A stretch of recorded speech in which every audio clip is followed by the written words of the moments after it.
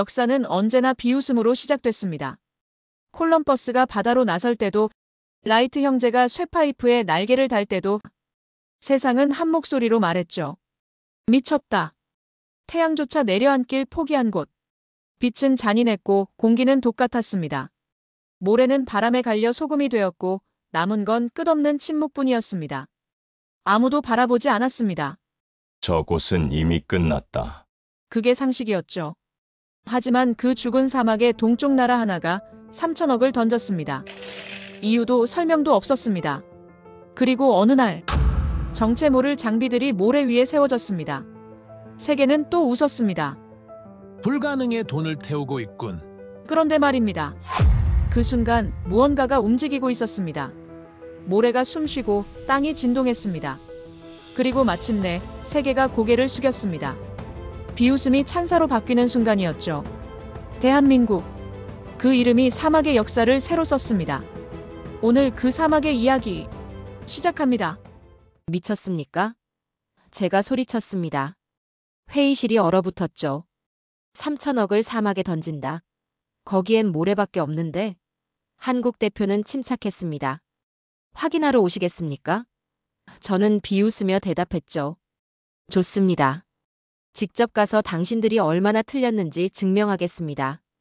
저는 마이클 스탠톤입니다. 캐나다 출신 글로벌 광물시장 애널리스트죠. 22년간 이 바닥에서 살아왔습니다. 세계 12개국 광산 프로젝트를 분석했고 로이터 자원경제 수석연구원으로 일했습니다. 토론토 대학에서 희소금속 시장 변동성으로 박사학위를 받았죠. 제 전문 분야는 딱 하나입니다. 숫자로 미래를 예측하는 것. 그리고 저는 틀린 적이 거의 없었습니다. 2019년 8월이었습니다. 한 한국 기업이 남미 소금 사막을 매입했다는 뉴스가 떴죠. 금액을 보는 순간 눈을 의심했습니다. 3천억 원? 저는 즉시 그 지역 데이터를 확인했습니다. 연평균 강수량 50mm 미만, 지표 온도 섭씨 60도, 식생 제로, 인프라 제로, 근처 도시까지 거리 400km. 어떻게 하자는 겁니까? 더 충격적인 건 타이밍이었습니다. 리튬 가격은 10년 내 최저치였죠. 톤당 6,000달러까지 떨어진 상태였습니다. 전기차 시장은 정체 중이었고 투자자들은 손을 떼고 있었습니다. 그런데 한국은 거꾸로 갔습니다. 저는 이해할 수 없었습니다.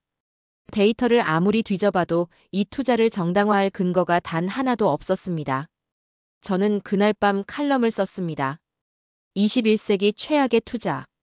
제목부터 자극적이었죠. 하지만 확신이 있었습니다. 제 분석은 명확했습니다. 투자 회수 가능성 8% 미만, 예상 손실률 마이너스 73%, 권장 의견은 당연히 매도였죠. 데이터는 거짓말을 하지 않습니다. 그리고 저는 데이터를 믿는 사람이었습니다. 그 기사는 빠르게 퍼졌습니다. 월스트리트 저널이 인용했고 블룸버그가 재가공했습니다. 업계 전문가들이 제 의견에 동조했죠. 스탠톤의 분석이 정확하다. 한국은 감정적 투자를 했다. 저는 그 반응들을 보며 만족했습니다. 제가 옳았다는 확신이 더욱 단단해졌죠. 국제에너지 포럼에 초청받았을 때였습니다. 런던 한복판 호텔 회의실이었죠. 각국 전문가들이 모였습니다. 독일, 프랑스, 미국, 중국. 모두 저와 같은 생각이었습니다. 발표가 끝난 후 누군가 농담을 던졌습니다. 한국은 김치로 리튬을 만들 생각인가 봅니다.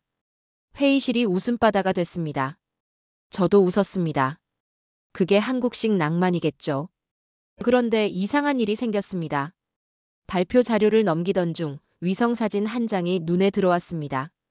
사막 한가운데 설치된 장비들이 보였죠. 일반적인 굴착 장비가 아니었습니다. 정밀 측정 시스템처럼 보였습니다. 태양광 패널과 연결된 대형 구조물도 있었죠. 저는 화면을 확대했습니다. 저건 단순한 채굴 준비가 아닌데.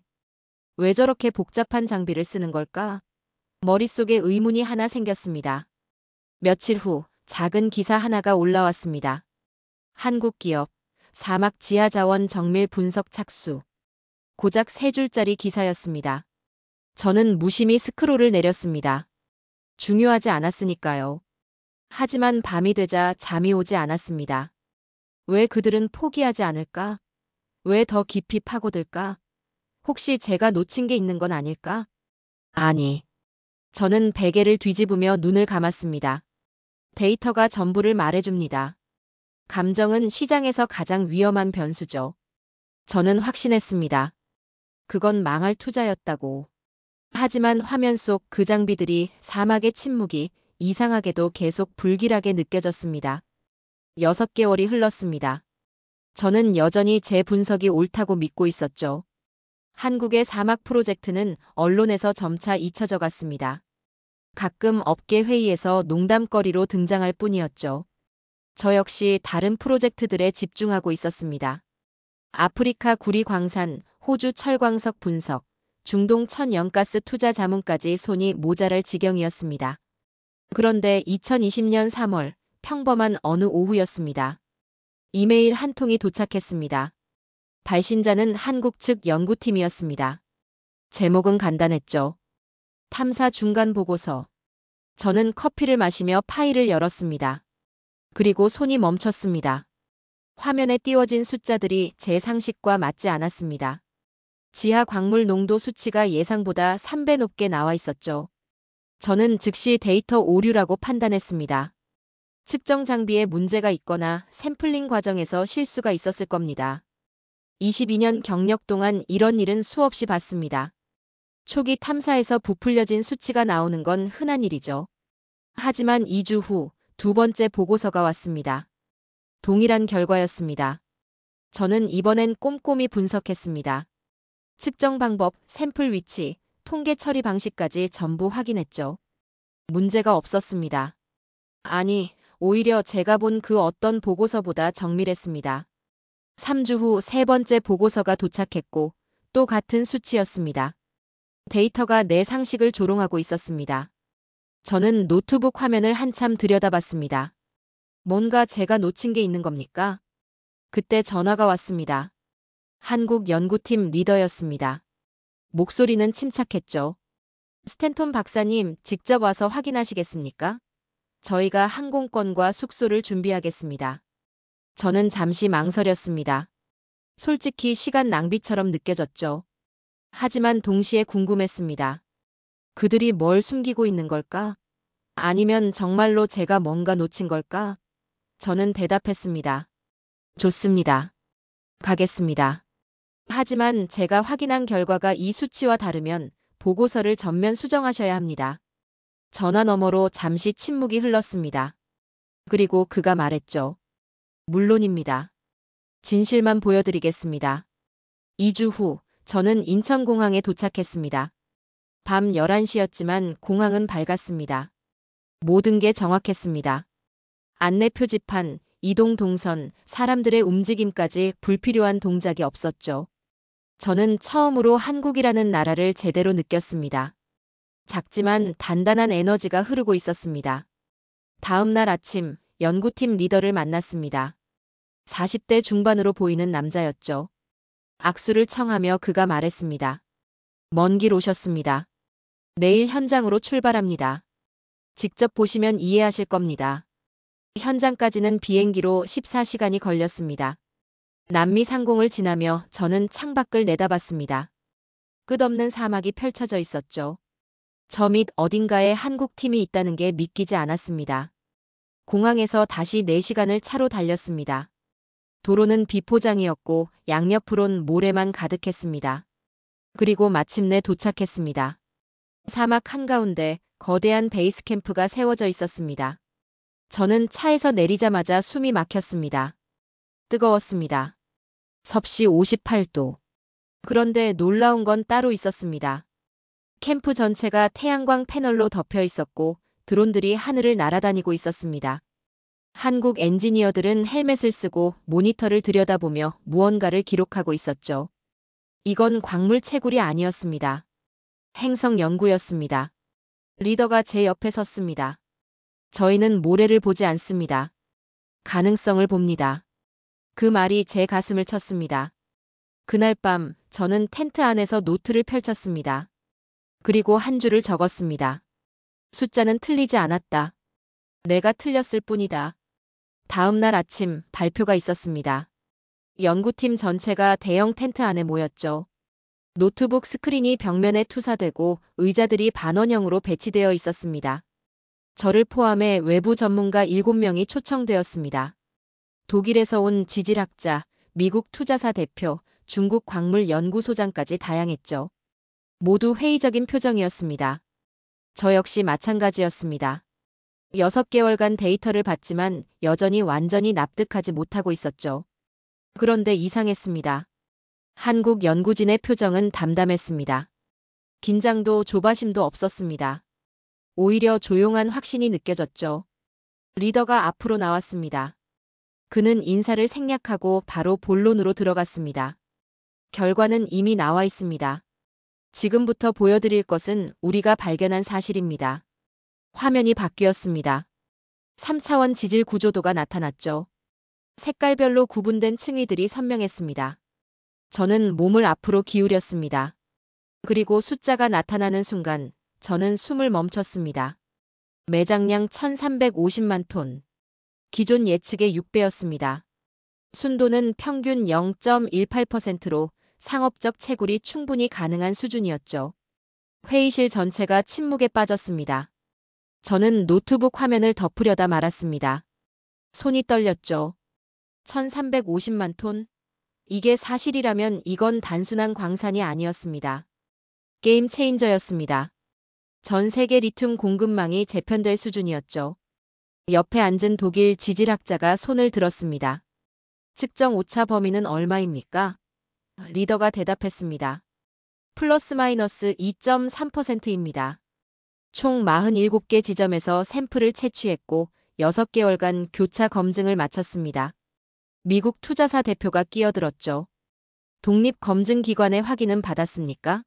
리더는 고개를 끄덕이며 서류 뭉치를 건넸습니다. 스위스 SGS, 캐나다 ALS, 호주 인터텍. 세계 3대 검증기관의 도장이 모두 찍혀 있었습니다. 저는 그 서류들을 넘기며 현실감을 잃어갔습니다. 이건 조작이 불가능했습니다. 너무 많은 기관이 관여했고 데이터가 너무 정밀했죠. 그렇다면 제 분석은 뭐였습니까? 22년 경력이 만든 결론은 어디로 간 겁니까? 저는 6개월 전 제가 썼던 칼럼 제목이 떠올랐습니다. 21세기 최악의 투자. 그 문장이 지금 제 목을 조르고 있었습니다. 발표가 끝나고 사람들이 웅성거리기 시작했습니다. 믿을 수 없다는 표정들이었죠. 하지만 아무도 부정하지 못했습니다. 데이터가 너무 확실했으니까요. 그날 오후 저는 혼자 사막을 걸었습니다. 발밑으로 하얀 소금 결정이 부서졌죠. 이 땅 밑에 1350만 톤이 잠들어 있다는 게 믿기지 않았습니다. 아니, 믿고 싶지 않았습니다. 왜냐하면 그건 제가 틀렸다는 뜻이었으니까요. 저는 돌아서서 캠프를 바라봤습니다. 태양광 패널들이 햇빛을 받아 반짝이고 있었습니다. 그리고 깨달았습니다. 그들은 리튬을 찾은 게 아니었습니다. 미래를 설계한 겁니다. 제가 과거의 데이터만 보고 있을 때 그들은 앞을 보고 있었던 겁니다. 저녁이 되자 뉴스가 터지기 시작했습니다. 한국 기업의 공식 발표가 나갔고 언론들이 움직였죠. 로이터가 가장 먼저 헤드라인을 뽑았습니다. 한국, 남미 사막에서 초대형 리튬 광산 발견. 블룸버그가 뒤를 이었습니다. 게임 체인저 한국의 역전극. CNN은 더 직설적이었죠. 미친 투자라던 한국, 결국 옳았다. 제 휴대폰이 미친 듯이 울렸습니다. 동료들, 언론사들, 투자사들. 모두가 확인을 요청했습니다. 하지만 저는 답장하지 않았습니다. 뭐라고 말해야 할지 몰랐으니까요. 밤이 깊어졌습니다. 텐트 안에서 저는 노트북을 켰습니다. 6개월 전 제가 쓴 칼럼이 화면에 떠올랐죠. 21세기 최악의 투자. 저는 그 문장을 한참 들여다봤습니다. 그리고 천천히 키보드를 두드렸습니다. 삭제 요청 메일이었습니다. 편집장에게 보내는 짧은 메시지였죠. 이 기사를 내려주십시오. 제가 틀렸습니다. 전송 버튼을 누르는 순간 무언가가 무너지는 소리가 들렸습니다. 제 확신이었습니다. 창밖으로 사막의 별이 쏟아지고 있었습니다. 그 수많은 별들 아래서 저는 처음으로 인정했습니다. 그들은 광물을 캐낸 게 아니라 미래를 길러냈다고. 이날 이후 저는 한국을 다르게 불렀습니다. 예측을 초월한 나라라고. 저는 캐나다로 돌아왔지만 머릿속은 여전히 사막에 남아 있었고 공항에서 집까지 운전하는 내내 그 숫자들이 계속 떠올랐습니다. 1350만 톤이라는 어마어마한 매장량, 0.18%라는 상업적으로 충분한 순도, 그리고 2.3%라는 놀라울 정도로 낮은 오차율이 말이죠. 모든 게 명확했고 데이터는 의심의 여지가 없었으며 무엇보다 세계 3대 검증기관의 도장이 찍혀 있었습니다. 하지만 현실로 돌아오니 또 다른 목소리들이 들려오기 시작했습니다. 저는 일주일 동안 현장에서 수집한 모든 정보를 재검토하며 보고서를 작성했고 측정 방법부터 샘플링 과정, 통계 처리 방식까지 하나하나 확인했습니다. 그리고 마침내 본사에 보고서를 제출했죠. 제목은 간단했습니다. 한국 리튬 프로젝트 재평가 보고서. 결론은 더 간단했죠. 상업적 성공 가능성 92%. 저는 이 수치에 제 22년 경력을 걸었습니다. 3일 후 본사에서 전화가 왔습니다. 부사장이었죠. 목소리는 차갑고 날카로웠으며 첫마디부터 공격적이었습니다. 스탠톤, 대체 이 보고서는 뭡니까? 불과 6개월 전에 당신은 이 프로젝트를 21세기 최악의 투자라고 공개적으로 비판했잖습니까? 저는 가능한 한 침착하게 대답했습니다. 새로운 데이터를 직접 현장에서 확인했고 독립검증기관의 보고서까지 검토했습니다. 제 초기 분석이 틀렸습니다. 그러자 그가 비웃듯이 말했죠. 아니면 당신이 그들에게 매수당한 겁니까? 데이터 조작 가능성을 검토하십시오. 독립적으로 다시 확인하세요. 이건 너무 완벽해서 오히려 수상합니다. 전화가 끊어졌고 저는 수화기를 내려놓으며 쓴웃음을 지었습니다. 그 말이 너무나 익숙했기 때문이죠. 데이터 조작 가능성, 너무 완벽해서 수상하다, 독립적으로 확인하라. 이 모든 말들이 6개월 전 제가 한국을 비판할 때 사용했던 바로 그 표현들이었습니다. 제 과거가 저를 조롱하고 있었습니다. 그리고 일주일 후 상황이 완전히 뒤집혔습니다. 뉴욕타임즈가 일면에 기사를 실었죠. 한국발 리튬 신화, 과연 진실인가? 기사는 신랄했고 모든 걸 의심했으며 검증되지 않았다는 프레임을 씌웠습니다. 과장된 매장량, 의심스러운 타이밍, 불투명한 검증 과정. 기자는 현장에 가본 적도 없었지만 모든 걸 단정했죠. 월스트리트 저널이 뒤를 이었고 파이낸셜 타임스도 비슷한 논조의 기사를 냈습니다. 시장이 즉각 반응했습니다. 한국 기업의 주가가 12% 폭락했고 투자자들은 패닉에 빠졌으며 SNS에는 한국의 거짓말이라는 해시태그가 퍼졌습니다. 저는 그 기사들을 읽으며 분노했습니다. 그들은 단 한 번도 현장에 가보지 않았고 데이터를 직접 확인하지도 않았으며 연구진을 만나지도 않았습니다. 단지 의심만 했죠. 세상은 진실보다 프레임을 더 쉽게 믿는다는 걸. 그리고 부정적인 뉴스가 긍정적인 뉴스보다 10배 빠르게 퍼진다는 걸 저는 그때 뼈저리게 배웠습니다. 진실은 너무 조용해서 뉴스가 되지 않았습니다. 그날 밤 한국에서 연락이 왔습니다. 연구팀 리더였죠. 그의 목소리는 여전히 침착했지만 어딘가 지쳐 있었습니다. 스탠톤 박사님, 다시 한번 와주실 수 있습니까? 이번에는 모든 원본 데이터를 공개하겠습니다. 측정 과정도 처음부터 끝까지 다시 보여드리겠고 의심하시는 모든 부분을 직접 확인하실 수 있도록 하겠습니다. 저는 단 1초도 망설이지 않았습니다.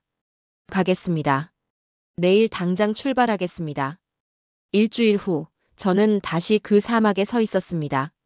이번에는 저 혼자가 아니었고 5명의 독립검증 전문가들과 함께였으며 모두가 회의적인 눈빛을 하고 있었습니다. 한국 연구팀은 우리를 48개 샘플링 지점으로 안내했고 각 지점에서 직접 시료를 채취하게 했으며 우리가 가져온 장비로 즉석에서 측정하게 했습니다. 72시간 동안 밤낮 없이 작업했고 모든 데이터를 교차 검증했으며 의심스러운 부분은 3번씩 재측정했습니다. 그리고 결과는 동일했습니다. 오차율 0.002%. 데이터는 거짓말을 하지 않았습니다. 마지막 밤 저는 텐트 안에 홀로 앉아 녹음기를 켰습니다. 제 자신에게 묻기 시작했죠. 나는 지금 기자인가 아니면 증인인가? 나는 객관적인 분석가인가 아니면 한국의 편을 드는 옹호자가 된 건가? 텐트 밖으로는 사막의 달빛이 쏟아지고 있었고 그 빛이 모래 위에서 은빛으로 부서지고 있었습니다. 저는 한참을 침묵했고 그리고 마침내 결론을 내렸습니다. 다음 날 아침 저는 보고서를 수정하지 않고 그대로 본사에 재전송했습니다. 그리고 맨 마지막 줄에 단 한 문장을 추가했습니다. 이것은 한국이 옳았다는 보고서입니다. 묵직한 한 줄이었지만 그 무게는 제 커리어 전체보다 무거웠습니다. 저는 증언을 선택했습니다. 분석이 아니라. 그로부터 3개월이 지났고 한국은 시범 채굴을 시작한다는 발표를 냈습니다. 저는 다시 초청을 받았죠. 이번에는 전 세계 70여 개 언론사가 함께였고 투자자들과 환경단체 대표들까지 모여들었으며 사막 한가운데가 순식간에 국제무대로 변했습니다. 저는 공항에서 현장으로 가는 버스 안에서 창밖을 내다봤는데 3개월 전과는 완전히 달라져 있었습니다. 도로가 포장되어 있었고 태양광 발전 시설이 5배로 늘어나 있었으며 베이스 캠프는 이제 작은 도시처럼 보였죠. 시연은 정오에 시작되었습니다. 사막의 온도가 가장 높은 시간이었고 섭씨 62도를 가리키고 있었으며 모두가 그늘 아래 모여 있었습니다. 한국 엔지니어들이 대형 스크린 앞에 섰고 그들의 표정은 여전히 담담했으며 마치 이미 수백 번 해본 일인 것처럼 자연스러웠습니다. 리더가 설명을 시작했죠. 기존 리튬 추출 방식은 대량의 물을 사용하고 증발 과정에서 18개월이 소요되며 환경 오염이 심각합니다. 저희는 다른 방식을 선택했습니다. 화면에 장비 구조도가 나타났습니다. 저는 그 구조도를 보며 입을 다물지 못했고 옆에 있던 독일 엔지니어도 같은 표정이었으며 우리 모두 같은 생각을 하고 있었습니다. 이건 채굴이 아니라 예술이었다고요. 태양광으로 구동되는 저온 추출 시스템이었고 폐수는 100% 재활용되었으며 추출 시간은 기존 대비 8분의 1로 단축되었고 에너지 효율은 3배 높았습니다. 리더가 말했죠. 이건 채굴이 아닙니다. 회수입니다. 사막에서 빌린 것을 돌려주면서 필요한 것만 가져가는 겁니다. 바로 그때였습니다. 현장 입구 쪽에서 소란이 일었고 환경단체 회원들이 플래카드를 들고 나타났으며 구호를 외치기 시작했습니다. 사막 생태계 파괴 중단하라. 물 없는 땅에서 물을 쓰지 마라. 이윤보다 환경이 먼저다. 저는 긴장했고 언론사 카메라들이 일제히 그쪽을 향했으며 이런 상황은 프로젝트에 치명적일 수 있었습니다. 하지만 한국팀의 반응은 예상 밖이었습니다. 리더가 조용히 그들에게 다가갔고 손을 내밀며 악수를 청했으며 통역사를 대동하고 차분하게 말했습니다. 와주셔서 감사합니다. 여러분의 우려를 이해합니다. 직접 확인하시겠습니까? 환경단체 대표는 당황한 표정이었지만 고개를 끄덕였고 한국팀은 그들을 폐수 처리 시설로 안내했으며 모든 데이터를 공개했습니다. 저도 뒤따라갔죠. 그리고 제 눈으로 확인했습니다. 물 사용량 제로. 외부에서 물을 끌어오지 않았고 지하수를 사용한 뒤 100% 정화해서 다시 주입했으며 오히려 정화 과정에서 수질이 개선되는 수치까지 보였습니다. 환경단체 대표가 물었습니다. 이게 정말 가능한 겁니까? 한국 엔지니어가 대답했죠. 가능한 게 아닙니다. 필수입니다. 이 땅에서 빌린 모든 것을 돌려줘야 합니다. 그게 저희 원칙입니다. 그 순간 저는 깨달았습니다. 그들은 공격에 응수하지 않았고 대신 증명했으며 그것이 가장 강력한 답변이었다는 걸 말이죠. 환경단체는 그날 오후 플래카드를 내렸고 대표는 악수를 청했으며 우리가 틀렸습니다라고 인정했습니다. 오후 3시 드디어 첫 번째 리튬 결정이 생성되었습니다. 투명한 유리 용기 안에서 하얀 결정체가 천천히 형태를 갖춰갔고 햇빛을 받아 은빛으로 반짝였으며 마치 사막이 다이아몬드를 토해내는 것 같았습니다. 저는 그 장면을 보며 눈시울이 뜨거워졌고 이유를 설명할 수 없었지만 감정이 북받쳐 올랐으며 이건 단순히 광물이 아니었습니다. 신념이 굳어진 형체였죠. 한국 연구원이 그 결정을 조심스럽게 들어올렸고 사람들이 박수를 쳤으며 카메라 셔터 소리가 사막을 가득 채웠습니다. 저녁이 되자 투자자들이 줄을 섰습니다. 유럽 펀드, 중국 국영기업, 미국 투자사들이 협력 제안서를 들고 한국 팀을 찾아왔고 불과 1년 전 비웃던 그들이었으며 이제는 간청하는 표정이었습니다. 저는 그 광경을 보며 쓴웃음을 지었습니다. 비웃던 자들이 가장 먼저 줄을 서는 게 세상이었고 조롱은 사라졌으며 경애만 남았습니다. 밤이 되어 저는 리더와 단둘이 커피를 마셨습니다. 저는 물었죠. 어떻게 이 모든 걸 확신할 수 있었습니까? 그가 사막을 바라보며 대답했습니다. 우린 리튬이 아니라 미래를 캐고 있었습니다. 리튬은 결과일 뿐이고 과정이 더 중요했죠. 지속 가능한 방식으로 환경을 지키면서 기술을 증명하는 것. 그게 진짜 목표였습니다. 그 말이 제 세계관을 완전히 무너뜨렸습니다.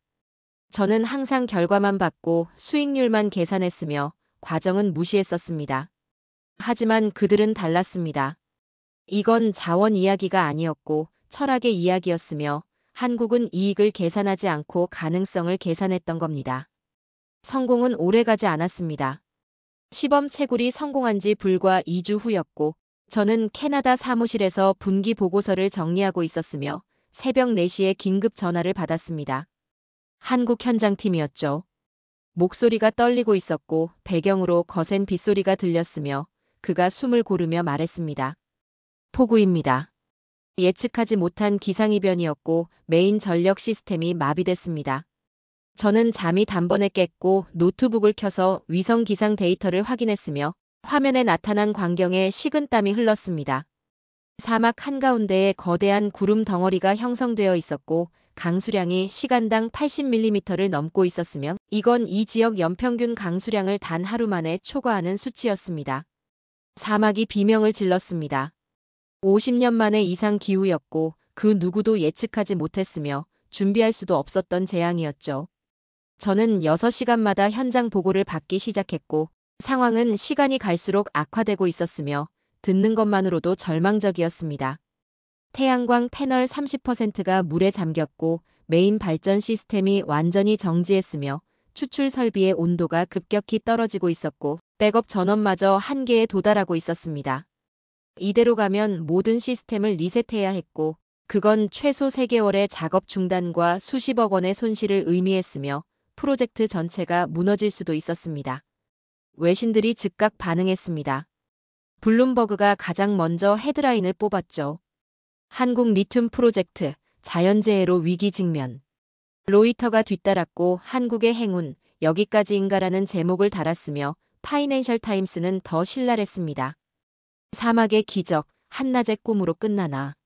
조롱이 다시 시작되었고 불과 2주 전까지 찬사를 보냈던 언론들이 손바닥 뒤집듯 태도를 바꿨으며 역시 운이었다, 기술이 아니라 요행이었다는 댓글들이 SNS를 뒤덮었습니다. 시장이 또다시 요동쳤습니다. 한국 기업 주가가 개장 30분 만에 18% 폭락했고 투자자들은 패닉 상태에 빠졌으며 거래량이 평소의 5배를 넘었습니다. 제 휴대폰이 미친 듯이 울렸죠. 본사에서, 투자사에서, 언론사에서 확인 요청이 쏟아졌고 모두가 같은 질문을 던졌습니다. 한국은 이번에도 버틸 수 있습니까? 저는 대답할 수 없었습니다. 그날 밤 최악의 소식이 들려왔습니다. 세 곳의 대형 펀드가 철수 통보를 해왔고 미국계 투자사는 더 이상 리스크를 감당할 수 없다며 계약 해지를 선언했으면 유럽 펀드도 재검토가 필요하다며 보류 입장을 밝혔습니다. 세상은 언제나 가장 먼저 등을 돌렸습니다. 조금만 흔들리면 떠나갔고 어려울 때는 외면했으며 성공할 때만 다가왔습니다. 저는 분노했습니다. 불과 2주 전까지 한국팀을 찬양하던 그들이 아니었습니까? 혁신적이다, 게임 체인저다라고 외치던 그들이 이제 와서 등을 돌린다는 겁니까? 저는 본사에 이메일을 썼고 투자사들에게 전화를 걸었으며 목소리를 높였습니다. 잠깐만 기다려 주십시오. 이건 끝이 아닙니다. 그들을 믿어야 합니다. 하지만 돌아온 건 냉소뿐이었죠. 그리고 현장에서 기적이 시작되었습니다. 한국팀은 포기하지 않았고 밤새 수동 복구에 들어갔으며 50명의 엔지니어가 폭우 속에서 움직였습니다. 저는 실시간 영상을 받았고 그 장면을 보며 숨이 멎었으며 그들은 명령이 아닌 신뢰로 움직이고 있었습니다.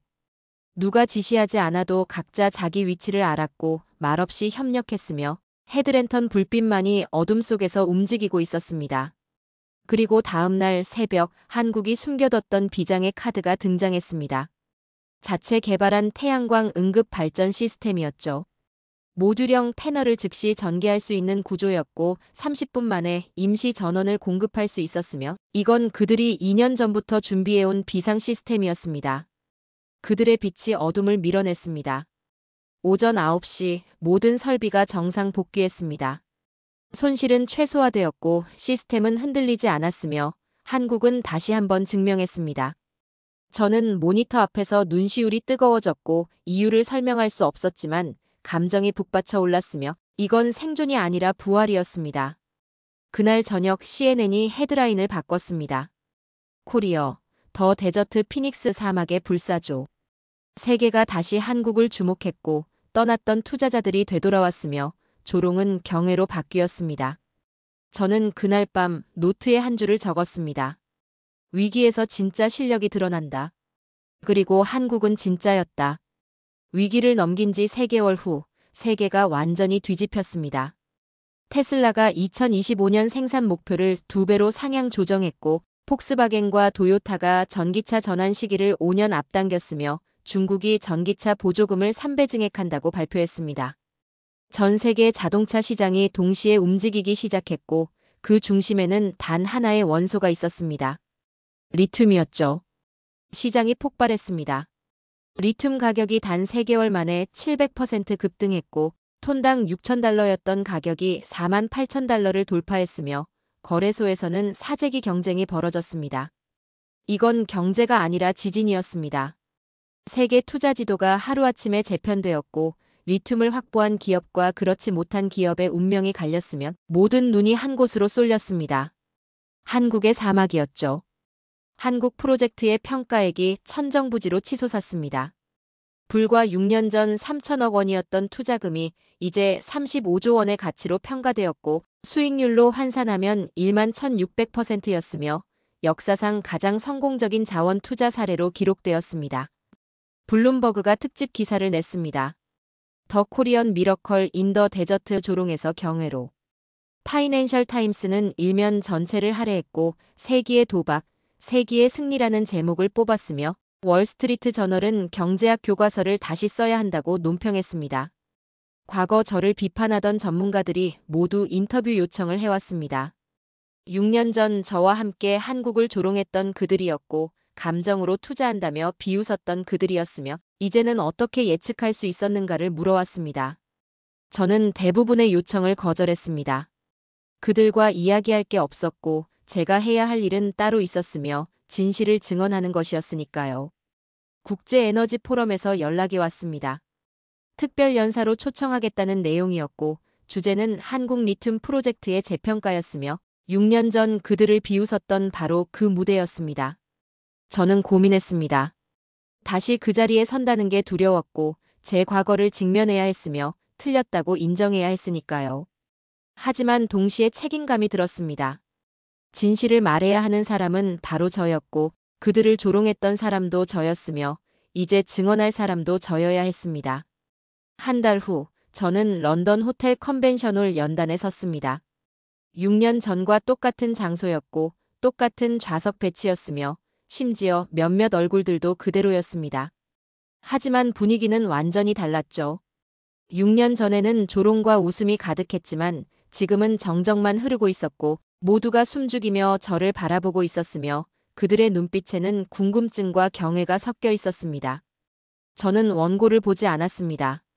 준비한 슬라이드도 끄고 마이크 앞에 섰으며 천천히 입을 열었습니다. 저는 그들을 조롱했습니다. 이 자리에서 여러분 앞에서 한국의 투자를 21세기 최악의 결정이라고 불렀습니다. 청중이 술렁였습니다. 하지만 그들은 미래를 조립하고 있었습니다. 제가 과거의 데이터를 분석하는 동안 그들은 아직 오지 않은 세상을 준비하고 있었고 제가 숫자를 계산하는 동안 그들은 신념을 키우고 있었습니다. 목소리가 떨렸지만 멈추지 않았습니다. 100배의 수익보다 더 중요한 건 그들이 보여준 집념이었고 세계의 조롱 속에서도 흔들리지 않았던 확신이었으며 데이터가 아니라 비전으로 움직인 용기였습니다. 청중 속에서 한국 대표단이 보였고 그들의 눈빛이 반짝이고 있었으며 저는 그들을 향해 고개를 숙였습니다. 연설이 끝나자 기립박수가 터졌습니다. 그날 밤 저는 호텔방에서 6년 전 제가 쓴 기사를 다시 꺼냈습니다. 21세기 최악의 투자. 저는 편집장에게 이메일을 보냈고 제목은 단 4글자였습니다. 삭제 요청. 본문은 더 짧았죠. 이 기사를 내려주십시오. 제가 틀렸습니다. 저는 그 기사보다 인간으로 남고 싶습니다. 전송 버튼을 누르는 순간 무언가가 해방되는 느낌이었습니다. 한 달 후 저는 다시 사막으로 갔습니다. 첫 수출 선적식에 초청받았고 거대한 컨테이너들이 사막을 떠날 준비를 하고 있었으며 각 컨테이너에는 수백 톤의 리튬 결정이 담겨 있었습니다. 저는 그 광경을 보며 낮게 중얼거렸습니다. 한국은 땅을 산 게 아니었다. 세상을 바꿨다. 컨테이너가 움직이기 시작했고 사막의 모래먼지가 햇빛에 반짝이며 흩날렸으며 저는 그 순간을 영원히 기억하리라 다짐했습니다. 조롱은 오래가지 않았지만 진실은 늦게 와도 무겁게 내린다는 걸 말이죠. 그로부터 2년이 흘렀고 세계는 완전히 달라져 있었습니다. 한국의 사막 프로젝트는 더 이상 단순한 성공 사례가 아니었고 국제 표준이 되었으며 교과서에 실리는 역사가 되었습니다. 유엔 자원개발위원회가 움직였습니다. 한국의 저오염 리튬 추출 기술을 글로벌 표준 모델로 공식 채택했고 147개 회원국에 권고안을 배포했으면 이제 모든 신규 광산 프로젝트는 한국 방식을 기준으로 평가받게 되었습니다. 미국 지질조사국이 공동 연구를 제안했고 독일 프라운호퍼 연구소가 기술 이전을 요청했으며 일본 경제산업성이 5년 장기 연수 프로그램을 신청했습니다. K-리튬 프로젝트라는 용어가 산업보고서에 정식으로 등재되었고 하버드 경영대학원이 케이스 스터디로 채택했으며 MIT가 특별 강좌를 개설했습니다. 저는 그 모든 변화의 한가운데 있었습니다. 국제자문단으로 참여하게 되었고 각국 정부와 기업들에게 한국 모델을 설명하는 역할을 맡았으면 일주일에 3번씩 화상회의를 하며 질문에 답했습니다. 어떻게 그들은 성공할 수 있었습니까? 무엇이 달랐습니까? 우리도 할 수 있을까요?